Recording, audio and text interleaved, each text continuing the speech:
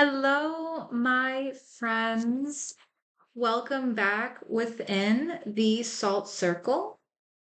In our last journeys, we undertook the courageous and necessary descent, entering the shadowed grove to witness our wounded fae. And upon that consecrated ground, we forged our psyche's altar. We built a place of sovereign witness. But this work was never meant to remain sealed in the silent sanctuary that is the self. The temple is built, the forge is lit, and now you must learn to carry that sacred fire out into the world that will do, a world that will do anything in its power to extinguish this fire. So, today, this episode is specifically about confronting the most perilous phase of shadow work, which is integration. So, this episode is called The Mask and the Mirror. The core conflict, also known as the price of authenticity. This is the brutal, paradoxical truth of deep healing. The moment your inner world begins to align with your authentic self, your outer world will often prepare for war. The relationships, family dynamics, and social systems that were built around your old trauma responses, around your silence, your compliance, your willingness to absorb pain, these cannot survive your new sovereignty. They were never designed to. So let's be psychologically precise about what's happening here. Dysfunctional systems, especially dysfunctional families, operate under a principle of toxic homeostasis. They require a sick but stable equilibrium to function. In this system, every person has a role. Your old mask or your persona was not just your armor. It was a load bearing wall in that dysfunctional structure. You may have been the peacekeeper, you may have been the scapegoat, the emotional caretaker, or the invisible child. Your compliance was essential for this system's survival. The moment, literally the moment you begin to heal, the moment you trust your own experiences and see reality for what it truly is, you cease to play this assigned role. You're no longer absorbing anxiety, tolerating disrespect, or pretending the poison is water. Your healing is a direct threat to the system's equilibrium. And so the system will push back. This pushback is the price of authenticity, and its tactics are ancient and predictable. You will encounter narrative warfare. People who have relied on your silence will now be confronted by your truth. They will attempt to invalidate your reality, telling you that you are remembering things wrong, that you are too sensitive or too dramatic. Oh, you're being crazy just like your mother. This is gaslighting. This is a deliberate psychological assault designed to make you doubt your own sanity, to retreat from your newfound clarity and put the mask back on because the pain of being invalidated feels worse than the pain of self-betrayal. They will cast you out. They will tell you that the very things that make you you your newfound boundaries, your clear voice, your refusal to participate in the charade are shameful and should be hidden. You will be assigned the role now of the black sheep or the problem, the shit stirrer. Understand this for what it is. This is not a judgment of your character. This is a strategic designation assigned to anyone who threatens to expose the system's secrets. The black sheep is simply one who will no longer pretend. And as this happens, you will feel an unbearable internal mandate for alignment. The dissonance of knowing your truth internally while being betrayed or while betraying it externally becomes a fire in your bones. Every cell, every atom in you will scream. You are no longer capable of swallowing disrespect to keep a false peace. You are now acutely aware of the toxicity of others, not because you are judgmental, but because your own nervous system, finally feeling a semblance of safety, can no longer tolerate the energetic signature of manipulation or harm. Accepting this often means leaning into the role of the exile. It means becoming even more of the black sheep because now you are not just internally aware, you are vocalizing your truth, unafraid of the waves you were once conditioned to fear. Because you know now what you deserve.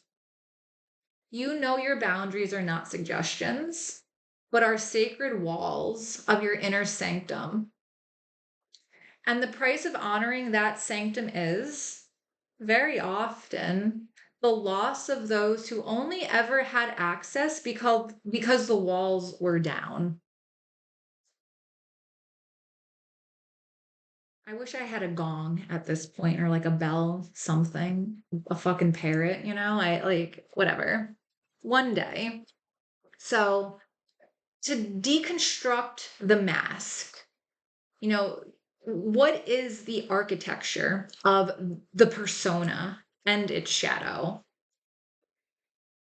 To understand what we are dismantling, we must first understand its brilliant, tragic architecture.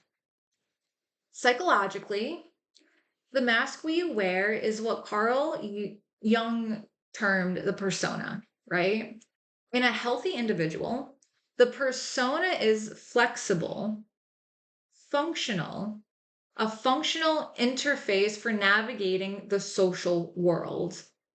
It is the appropriate face to wear for our job, our friendships, our public life. But for those of us who have survived trauma, the persona is not a flexible tool. It is a calcified suit of armor.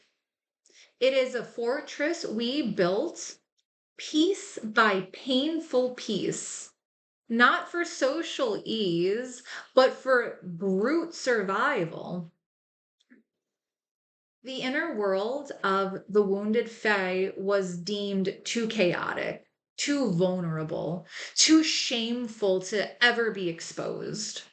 So we constructed a flawless exterior, a relentless sense of perfectionism that was a breastplate against criticism. Your compulsive people pleasing was a shield against abandonment. Your strategic silence was a helmet against invalidation. And here we encounter a core principle of, shadow work. The more rigid and perfected the persona, The larger and more volatile the shadow, which is cast. The shadow is a repository for everything the persona denies. So when we talk about shadow work and integration, we're integrating the shadow, or what is outcasted from us, what we deem not a part of ourselves, what we choose to pretend like isn't there. We integrate that with the persona and we have them both out in reality, out facing the world without shame, without judgment, authentically and confidently. So, the shadow is the repository for the persona, meaning every authentic feeling, every unacceptable trait, every raw need that was deemed unsafe to express gets exiled into the psychic world or underworld.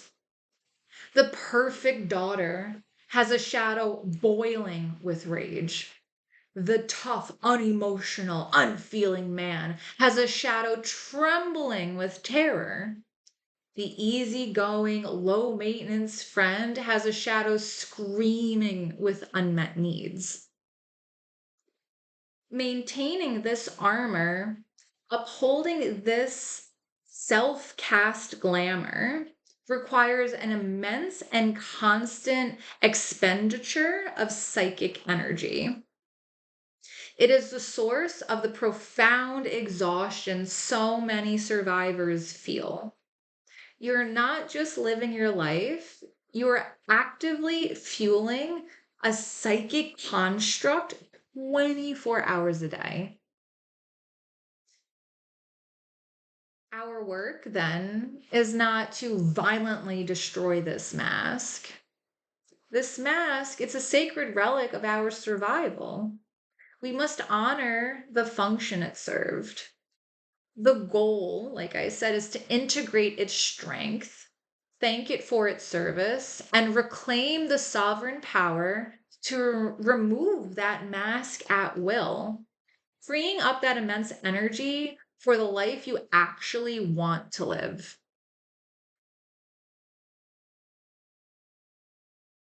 So gaze into the mirror.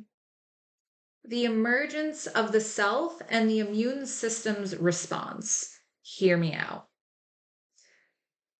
After the deep work of building your psyche's altar and beginning the communion with your inner world, something new begins to gaze back at you from the mirror.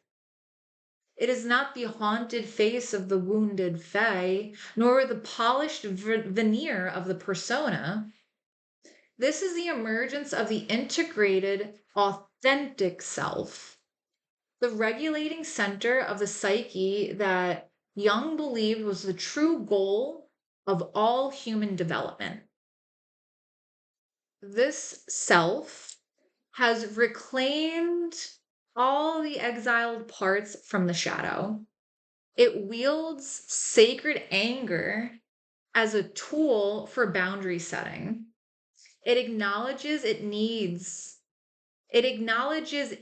needs without apology or disclaimer. Its sense of worth is generated internally at the altar, not sought from external sources. It's completely sovereign. And when you begin to allow this integrated self to inform your words and actions, you will inevitably trigger the system's immune response.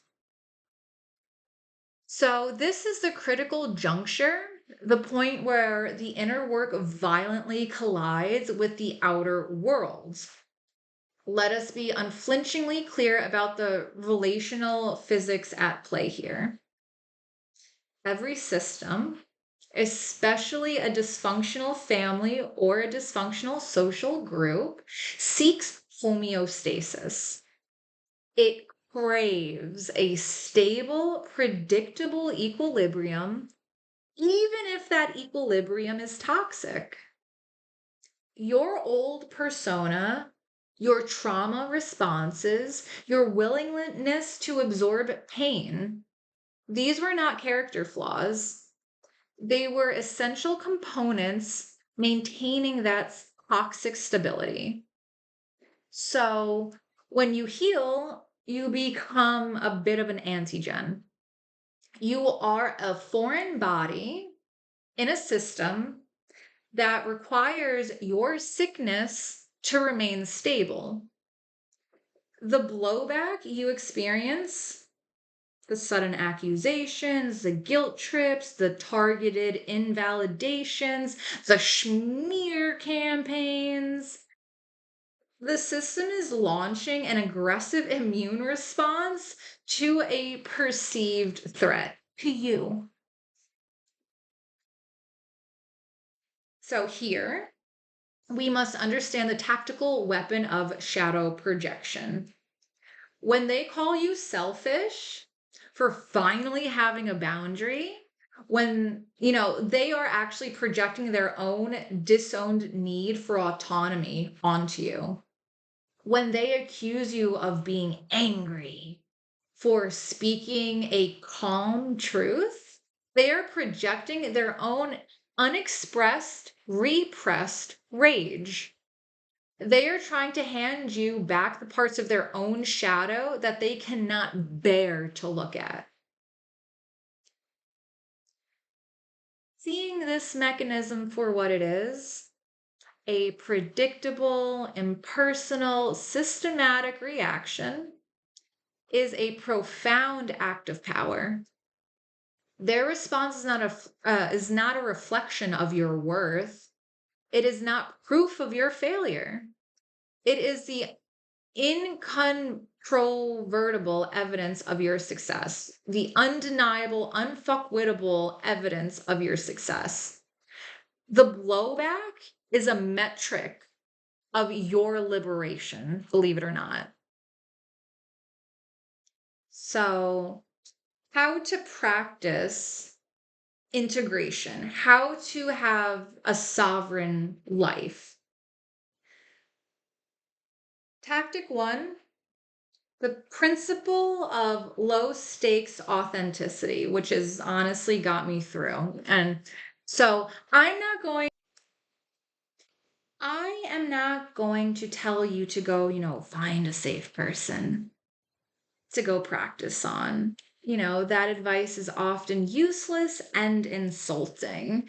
For many of us, a safe person just simply does not exist, or worse, our ability to accurately judge who is safe has been deliberately damaged by our past. Safety is not something you find in others necessarily, but it is something you must first build within yourself. So we begin our practice not with intimacy, not with closeness, but with a little bit of secrecy, with, being anonymous. The goal is strategic unveiling in low stakes, transient interactions where there are zero personal consequences. This is where you build the muscle of existing authentically in your own skin, moment by moment. Think of the cashier at a grocery store, the attendant at a hostess station, the stranger sitting across from you on the subway who you will literally never see again. These are your training grounds. The practice is this: stop performing. If you are feeling tired and somber, do not force a bright, cheerful smile at the cashier. You don't have to, babe. Allow your face to rest in its natural, authentic state. If a stranger asks you a question, you can give a simple one-word response without the casual cascade of polite, people-pleasing, base-level chatter. The goal is to endure the momentary discomfort of not performing and to realize the world does not end. Nothing happens. You simply existed as you are for a moment in real life, and survived. No one's going to come in and hit you. No one's going to, run over and scream at you. You can allow this to be. And, for some, even this feels too exposing.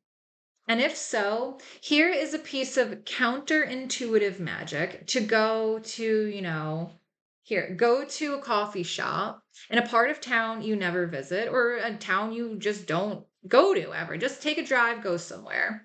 When they ask for your name, lie. Give them a different name. Fake name. And for 5 minutes that you wait for your coffee or your tea, allow yourself to embody the person that would have that name. Walk how they would walk, feel how they would feel. Paradoxically, practicing behind a new, consciously chosen mask can be a powerful stepping stone to revealing your true self. It gives you permission to act outside of your conditioned patterns. These are the small, deliberate acts where you build your tolerance for the profound discomfort of being seen.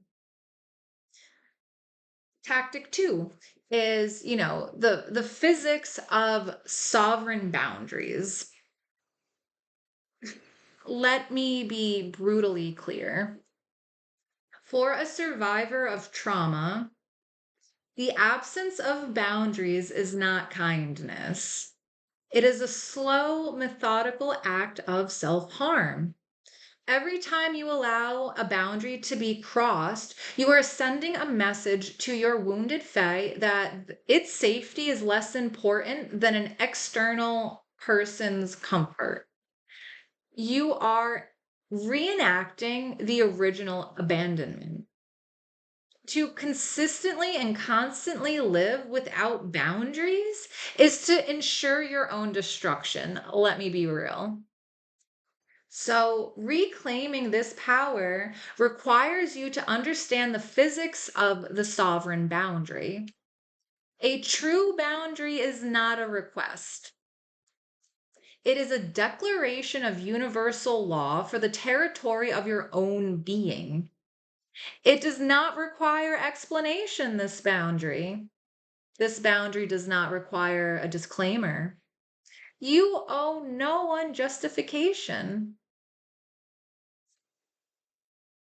And I like to use the acronym JADE, JADE. Justify, argue, defend, explain. This is the language of a subordinate asking a superior for permission. You are no longer in that position. You are the sole and absolute ruler of your own life. You can walk away. Your action is the boundary. Your language is declarative. And this is where you must be so rooted in yourself, so ferociously on your own side that you are wholly unconcerned with another person's opinion of your boundary. Their understanding is irrelevant. Your self-respect is not a democracy. It is a dictatorship. And you are its benevolent, iron-willed ruler. Like, this power has to be forged for the first time for many of us, including myself, but you are more than capable, trust me.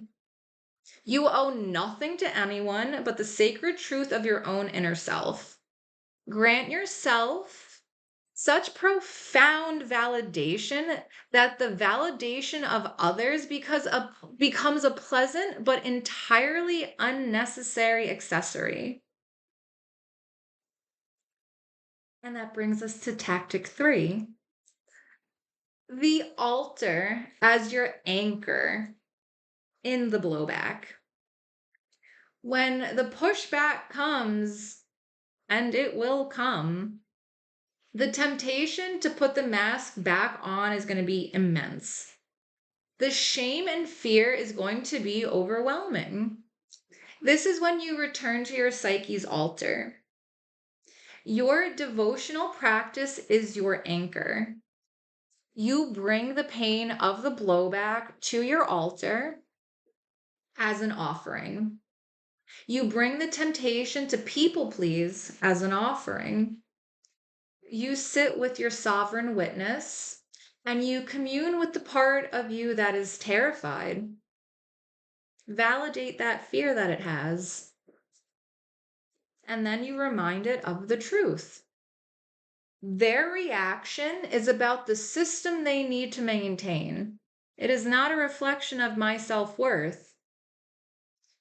You have to refuel your own internal validation because the external supply has been cut off. And then, you can speak to yourself with incantations, not soft mantras, but decrees of sovereign truth that you speak to the terrified part of yourself with. They can be, here, say this, say this. I consent to the sacred discomfort of being misunderstood, for it is the fire that forges my sovereignty. I honor the grief of shedding old connections as a necessary ritual, clearing the ground for relationships that can withstand the truth of who I am.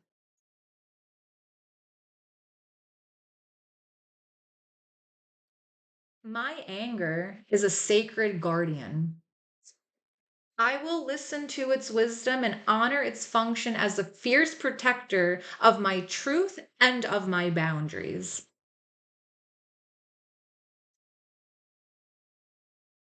I am the sole arbiter of my own experience. My inner knowledge is the final authority, and it requires no validation or permission to be here. I release the duty of managing the perceptions of others, and I fully claim the sacred responsibility of living in allegiance with my own soul.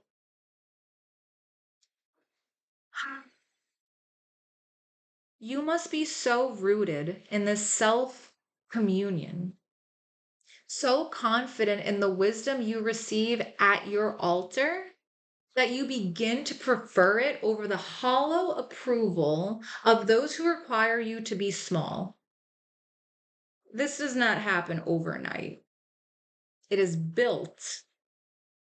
Every time you successfully navigate a moment of blowback by anchoring in your own truth, you are adding another stone to your inner fortress. Every time you choose your own side, it gets easier to defend. You are cultivating your own power, and the more you do it, the more fortified and unshakable you become.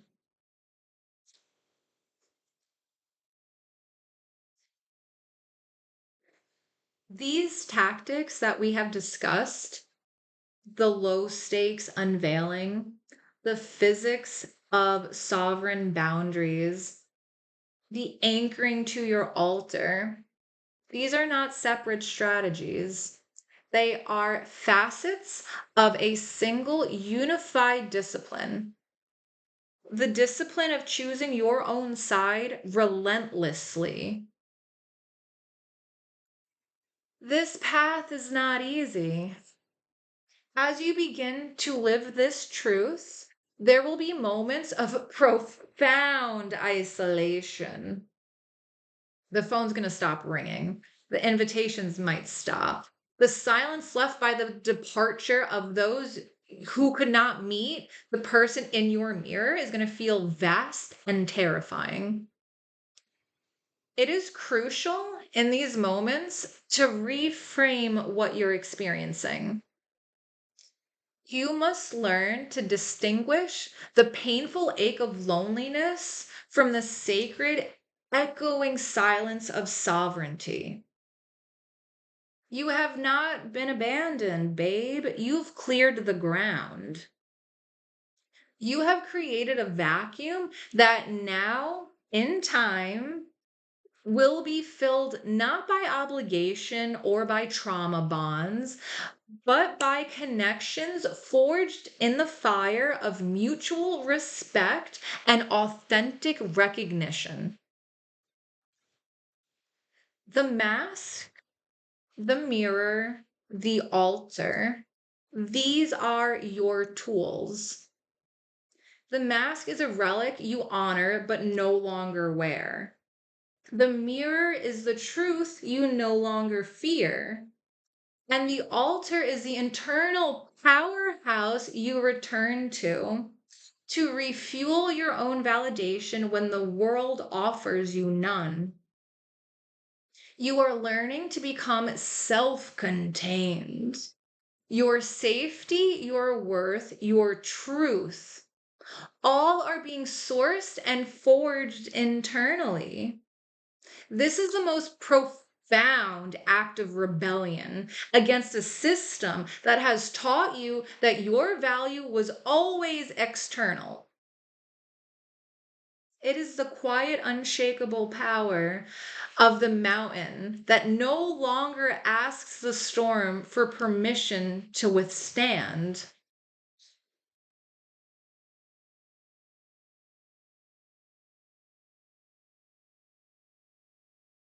As we close this circle, may you walk out into the world with the weight of your truth in your feet.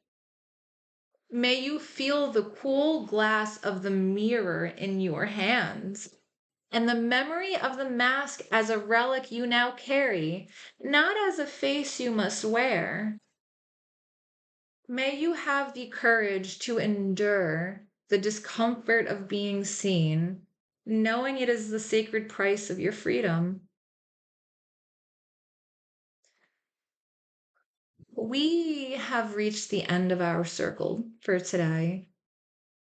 Thank you for your courage in gazing into the mirror, for being willing to feel the weight of the mask and the lightness of its removal. The work we do here is not easy, but it is necessary. Our work will continue next week, my friends, with the fourth episode of the Salt Circle Summer Series, episode 4. This entire series, called Scars and Sovereignty, is dedicated to a singular, brutal, and beautiful alchemy: the process of taking the lead of our own trauma, the scars, and forging it into the gold of our own power, our sovereignty. Each session is another step in the great work of reclamation.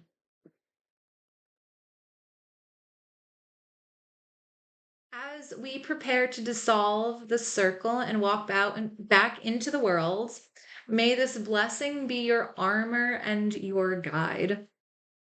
May your spine be straight with the weight of your own truth. May your voice, even if it trembles, ring with the clear frequency of your authentic self. May you learn to find sanctuary in the honorable discomfort of your own evolution. And may the ground beneath your feet recognize you, finally, as its rightful sovereign keeper.